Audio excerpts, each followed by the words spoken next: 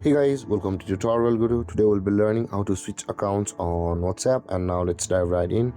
Now to switch accounts on WhatsApp, first open up your WhatsApp on your phone, and after that guys, at the top right corner of the screen you can see the three dotted icon available for us. Tap on that three dotted icon, and over here when this interface appears, there is the switch accounts option available for us. At the bottom of the list, tap on switch accounts, and then you will be switched to your another account which is available on your WhatsApp. Or if you are not getting quite the idea, again tap on the three dotted icon and tap on settings. And over here on this interface guys, again at the top right corner just beside your QR code, you can see there is a drop down arrow available for us. Tap on that drop down arrow and you can see all of your accounts which is on WhatsApp will be available over here, and you will be able to switch to whichever account you like this.